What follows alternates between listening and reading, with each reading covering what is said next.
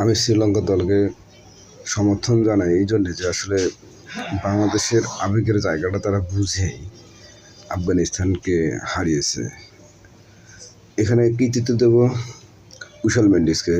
আমি আমার সঙ্গে যারা সবাই খেলা দেখছিল তাদেরকে বলছিলাম যে যতক্ষণ পর্যন্ত কুশল মেন্ডিস এক প্রান্ত দাঁড়িয়ে আছে ততক্ষণ পর্যন্ত বাংলাদেশের সম্ভাবনা জাগিয়ে আছে।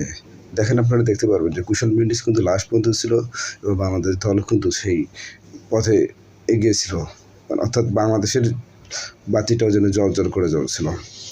ওদিকেও শ্রীলঙ্কা কিন্তু তাদের একটা টপ ইনিংস। আর একটা জিনিসে লক্ষ্য করবেন যে আসলে শ্রীলঙ্কা কিন্তু সিঙ্গেলের চাইতে ডাবল রানটাই বেশি নিয়েছিল। এখানে একটা বিষয় নিয়ে শিক্ষণীয় বিষয় যে আসলে বাংলাদেশ দল যখন আফগানিস্তানের সঙ্গে খেলছিল তখন কিন্তু তাদের যে বেশি একটা প্রোগ্রেসিভ ছিল যে 6-4 বাউন্ডারি মেরেই দলকে জেতানো, কিন্তু সেখানেই কিন্তু শ্রীলঙ্কা কিন্তু সেই জায়গাটাকে বেশি প্রাধান্য দিচ্ছে যে আসলে তাদের সঙ্গে এতটা 6-4 বা মেরে যে ম্যাচ জেতানো সম্ভব না। তারা কিন্তু চাচ্ছিল যে আসলে ডাবল বা সিঙ্গেল বের করে তাদেরকে একটু চাপে রাখা, সেই চাপটা তারা কিন্তু নিতে পেরেছে।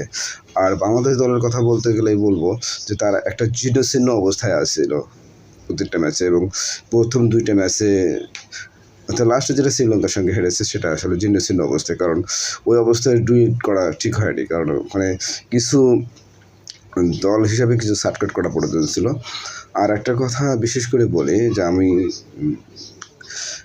অ্যাসোর্ট দেখি আসলে কী অবস্থা কারো কোন দলের, তো সেক্ষেত্রে শ্রীলঙ্কার বা বাংলাদেশের বিষয়গুলো আসে গুরুত্বপূর্ণ। তারপর আমি বাংলাদেশের যারা কন্টেন্ট করে ক্রিকেট নিয়ে তাদের মধ্যে একটা জনের কথা বলি। রিয়াসেদ আজিমের কথা আমার মোটেই পছন্দ না। উনি মনে হয় বাংলাদেশ টিমটাকে একটা ঢেলে সাজানোর চিন্তাভাবনা বা বিসিবিকে একটা ঢেলে সাজানোর চিন্তাভাবনা যার ভেতরে অলওয়েজ কাজ করে। আমি আসলে অ্যাকচুয়ালি এই জিনিসটা পছন্দ করি না।